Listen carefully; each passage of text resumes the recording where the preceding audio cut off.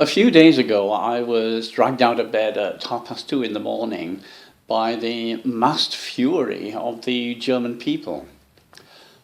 Now, it's quite interesting, the time, 2:30 in the morning. Because if you look at the organ clock, which you will find many versions of that online, you will find that depending on which one you're looking at, either between 1 and 3 or between 2 and 4 in the morning is the time in which the liver is most active in clearing and regenerating itself. And the liver is the place where anger is stored. Each organ has a natural resonance with a pair of emotion feeling. So the emotion is destructive and the feeling is regenerative. And the liver, the destructive emotion is anger, frustration, and the regenerative feeling is happiness.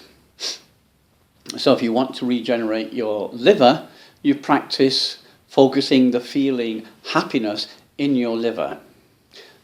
You need constant practice because the learned habit is to stuff anger into it. But with practice, daily practice, half an hour every day, you will find that you change it and this happiness becomes one of the basic building blocks of your life. Anyway, why in the middle of the night? Why not in daylight? Well, in the night, the ego is switched off. And what's happening, of course, is that the ego is saturated with this belief that there is some sort of deadly illness going around, and you have to undertake all sorts of ridiculous restrictions upon your life in order to avoid it.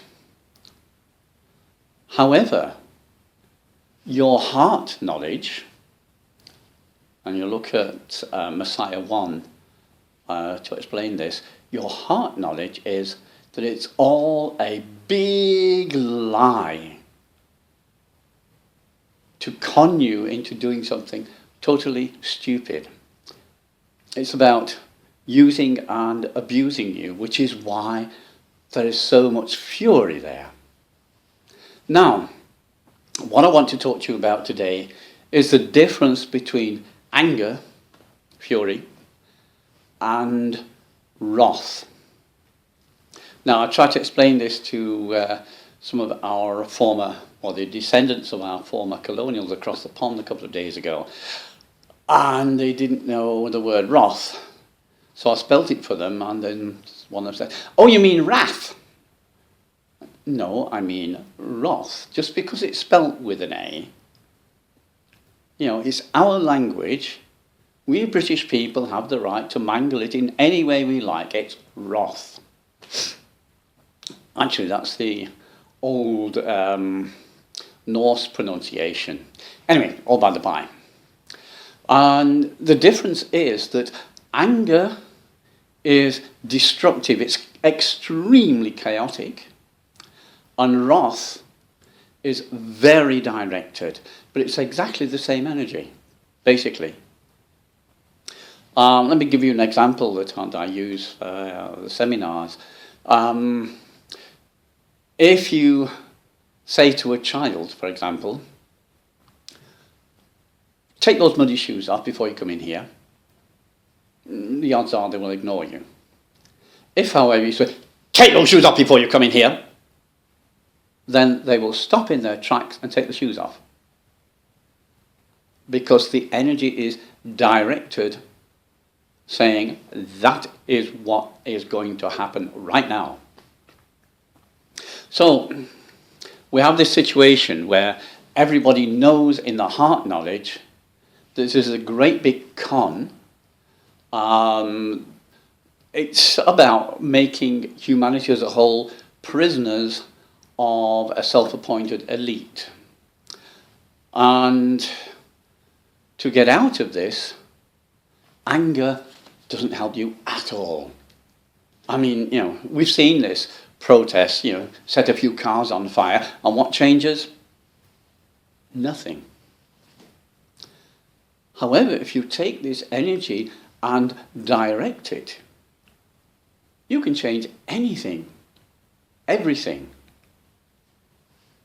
So, for example, you know that there are certain people in your government or in crazy governmental organizations who are pushing this agenda to the hilt for their own personal aggrandizement and the benefit of their masters.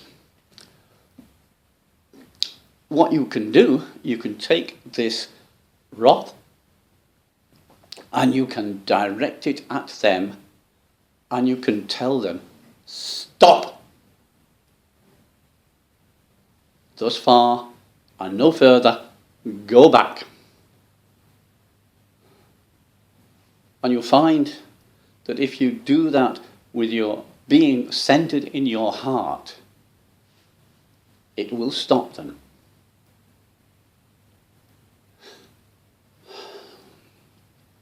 This is the correct use of wrath. We know the expression, the divine wrath, but this is just the teacher waking up the inattentive student. The teacher isn't angry. No. He just wants the student to do the best that she can. And they won't achieve that if they're not paying attention. So he says, wake up! There's no anger. It's just directed energy. So you direct it where it's needed. Stop this nonsense. You could even say to Bill Gates, who is one of the pawns in this game, although he looks like a major player, but he's one of the pawns. I don't think he knows it himself. He's not that intelligent. But you can say to him, stop. You can say to the factories where in India, where he is having this deadly vaccine produced, stop. And it will stop. Because you have the creative power within you. You are sovereign in your life. You are in command. You just have to take up your power and say to those who want to enslave you, to kill you, to maim you, stop! Thank you. Namaste.